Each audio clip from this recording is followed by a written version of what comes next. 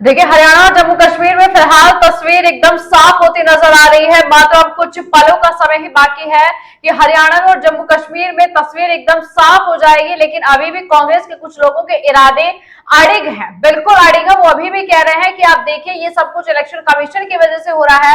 कांग्रेस ने फिर से इलेक्शन कमीशन को कटघरे में लाकर खड़ा कर दिया है कि सब कुछ इलेक्शन कमीशन जो अपडेट देने में देरी कर रहा है, उस वजह से हो रहा है। कांग्रेस का कहना है कि अभी भी वो हरियाणा में 10 सीटों पर जीत रहे हैं, यानी कि इलेक्शन कमीशन ने जो अपडेट दिया उसको नकारते हुए कांग्रेस का कहना है कि वो 10 सीटों पर जीत रहे हैं। लेकिन अगर तस्वीर कुछ ही पलों में पूरी तरीके से साफ हो जाएगी, हालांकि मतगणना अब खत्म होने की कगार पर है। मैं आपको बता दूं कि 49 और 35 का जो आंकड़ा है वो हरियाणा में चल रहा है। 49 सीटों पर हरियाणा में बीजेपी लीड कर रही है और कांग्रेस मात्र 35 सीटों पर ही सिमटी हुई है। लेकिन जैसा मैंने आपसे जिक्र किया कि कुछ कांग्रेसी का अभी भी कहना है कि इलेक्शन कमीशन देरी कर रहा है, लेकिन वहीं सांसद कुमारी सैलजा ने पूरी तरीके से हार की जिम्मेदारी ले ली है, यानी कि हार मान ली। उनका कहना है कि ये एक बड़ा मंथन का विषय है, हाईकमान पर जाकर एक बड़ा मंथन किया जाएगा कि क्यों या फिर क्या ऐसी कमियां रही कि कांग्रेस का जो प्रदर्शन है, कांग्रेस से जो कैंपेन चल रहा है, जिस तरीके से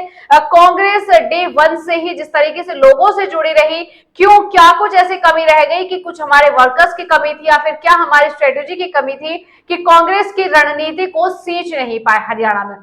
बड़ा बयान कुमारी सैलजा की तरफ से आया। उन्होंने कहा है कि ये बिल्कुल सोचने वाली बात है, ये हाईकमान को भी सोचना होगा और मंथन किया जाएगा इस पे बैठ के कि क्या कुछ कमी रह गई। वही मैं आपको बता दूं, 7:30 बजे दफ्तर पहुंच जाएंगे, हेडक्वार्टर पहुंच जाएंगे बीजेपी के प्रधानमंत्री नरेंद्र मोदी और मिठाइयां बांटी जाएंगी। और जैसा हमने आपको पहले ही बताया कि कई किलो की जलेबी का ऑर्डर भी दिया गया था। देखिए, आज जो नतीजे उनमें एक चीज बड़ी कॉमन थी कि जहां जहां जीत की खुशियां मनाई जा रही थी वहां वहां जलेबी भी बांटी जा रही थी। और जलेबी से आप कनेक्ट कर सकते हैं कि एक बार राहुल गांधी जी ने जिस तरीके से जलेबी पर बयान दिया, जलेबी के बारे में उन्होंने बोला, यानी कि आज खुशियां मनाई जा रही है कि हरियाणा में बीजेपी ने हैट्रिक लगा दी है, तो जलेबी को पूरा कॉमन किया जा रहा है, जलेबी बांटी जा रही है। इस पे भी कई बयान हो रहे हैं, कई सवाल दागे जा रहे हैं, अलग अलग तरह के बयान दिए जा रहे हैं कि जलेबी खाई जाएगी या फिर विभिन्न तरह की बातें हो रही हैं।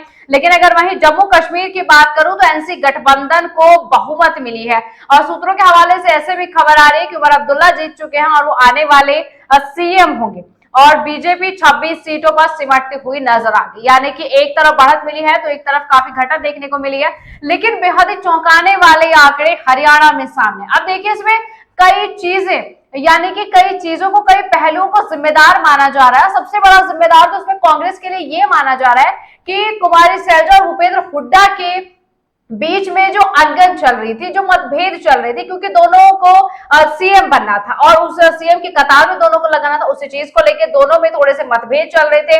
और लोगों का कहना है कि कांग्रेस माइक्रो मैनेजमेंट नहीं कर पाई है, यानी कि उनमें आपस में ही भिड़त चल रही थी। कुमारी सैलजा का भी यही कहना था और भूपेंद्र हुड्डा का भी यही कहना था। लेकिन अगर बीजेपी की तरफ से देखिए तो बीजेपी मैनेजमेंट करने में कामयाब हो पाई।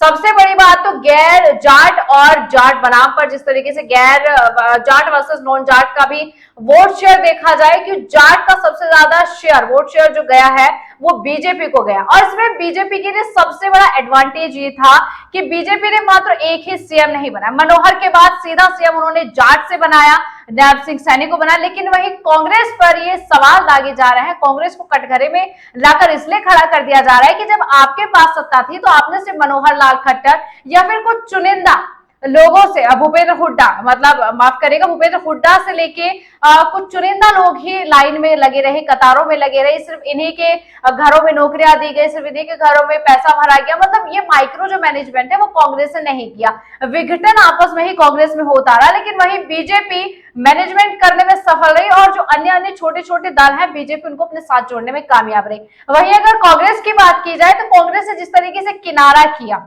देखिए 1.7 वोट शेयर आम आदमी पार्टी को मिला है और 39.1 वोट शेयर कांग्रेस को मिला है और बीजेपी को मिला है 39.8। वहीं अगर कांग्रेस का और आम आदमी पार्टी का वोट शेयर जोड़ दिया जाए तो बीजेपी से कहीं ज्यादा वोट शेयर मिलता है। लेकिन जो कांग्रेस है वो जो है गठबंधन नहीं बना पाई, जो अन्य छोटे छोटे दल है इनको दरकिनार किया गया, अपना मैनेजमेंट नहीं कर पाई, लोगों में आपस में समन्वय नहीं बैठा पाई। इस वजह से कई बड़ी बड़ी चीजें इस पर लगाई जा रही है कि किस तरीके तरीके से इतनी बड़ी बड़ी चूक हुई है।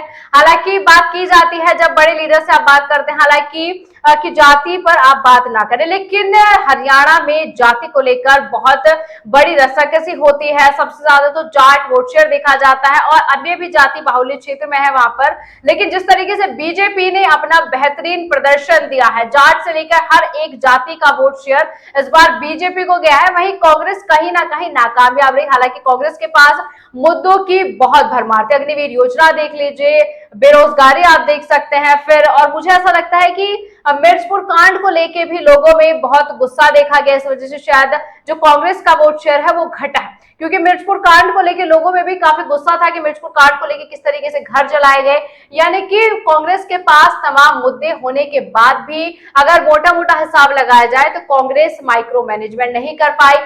आपस में ही जो कांग्रेस के बड़े बड़े लोग थे, जो बड़े बड़े लीडर थे, उनमें भिड़त रही, उनमें समन्वय नहीं बैठा।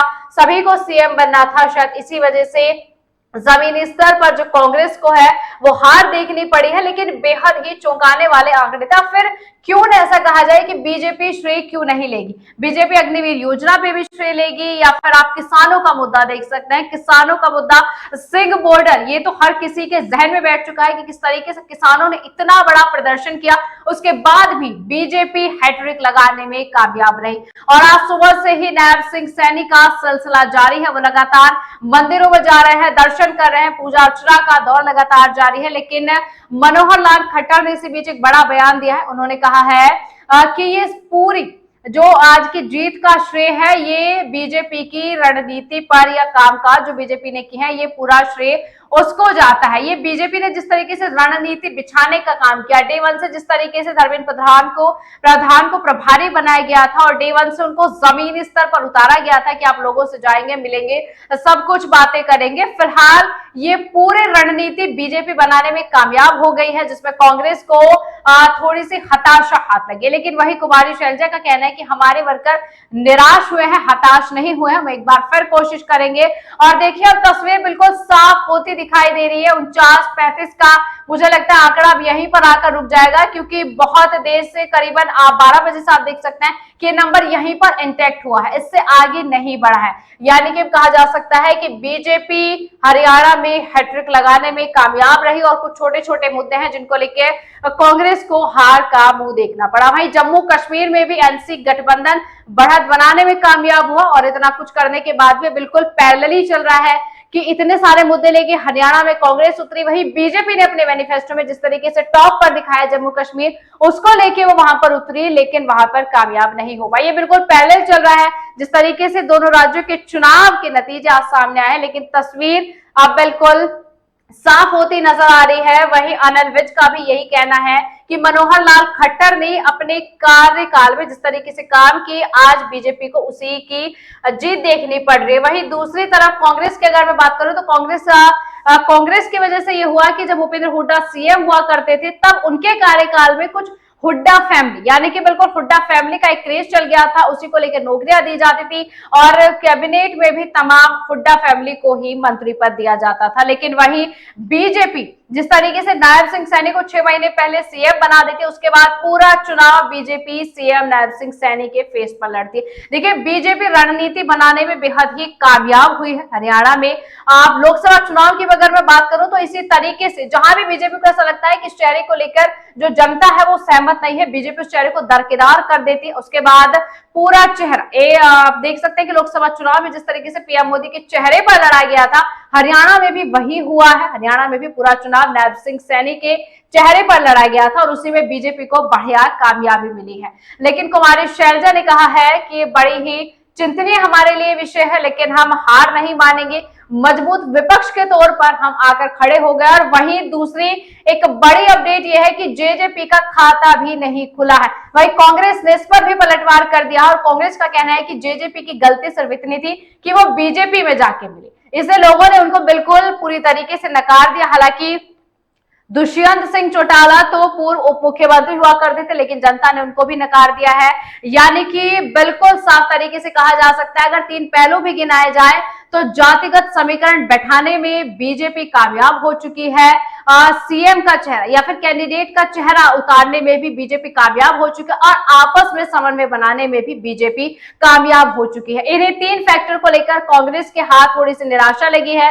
कांग्रेस मैनेजमेंट नहीं कर पाई, आपस में समन्वय नहीं बिठा पाई है और कुमारी शैलजा की जो नाराजगी थी उसमें भी बड़ा नुकसान कांग्रेस ने हरियाणा में झेला। कांग्रेस को भारी नुकसान हुआ है कुमारी शैलजा के नाराज होने से। लेकिन अब तस्वीर पूरी तरीके से साफ होती नजर आ रही है और मात्र 49 और 35 का खेल मुझे लगता है अब यही समाप्त हो जाएगा और फिर बड़े बड़े लीडर्स का बयान आना शुरू हो जाएगा। लेकिन जैसे शुरू में मैंने आपसे जिक्र किया, अभी भी कुछ नेता, अभी भी कुछ लोग ऐसे हैं जो कह रहे हैं कि ये सब कुछ इलेक्शन कमीशन की वजह से हो रहा है, यानी कि इस बार फिर सवाल इलेक्शन कमीशन पर आकर खड़ा हो गया है कि इलेक्शन कमीशन अपडेट टाइम से नहीं दे रहा है। लेकिन बड़े बड़े फैक्टर्स हैं जो हमने आपको गिनवा दिए कि किस तरीके से जातिगत समीकरण रहा, किस तरीके से चेहरे पर चुनाव लड़ा गया, किस तरीके से माइक्रो मैनेजमेंट किया गया चुनाव को लेकर, उसी में बीजेपी ने कामयाबी हासिल कर ली है और बीजेपी हरियाणा में हैट्रिक लगाने में कामयाब हो चुके हैं। और 7:30 बजे प्रधानमंत्री नरेंद्र मोदी अपने सभी समर्थकों को, कार्यकर्ताओं को संबोधित करेंगे, मिठाई खिलाए जाएंगे, मिठाई खिलाएंगे। 7:30 बजे पीएम मोदी हेडक्वार्टर दफ्तर पहुंच जाएंगे। उसके बाद संबोधन जारी होगा, जैसे हमेशा चुनाव में होता है कि चुनाव का जब आखिरी समय चल रहा होता, आखिरी चरण चल रहा होता, तब प्रधानमंत्री नरेंद्र मोदी समर्थकों को संबोधित करते हैं, उन्हें धन्यवाद देते हैं। लेकिन पूरी तरीके से साफ तस्वीर होती नजर आ रही है हरियाणा में 49 पर बीजेपी लीड कर रही है और 35 पर कांग्रेस लीड कर रही है। लेकिन जैसे ही तस्वीर साफ हो जाएगी तब भी हम आपसे अपडेट साझा करेंगे। तब तक के लिए आप बने रहिए एक्सप्रेस न्यूज भारत।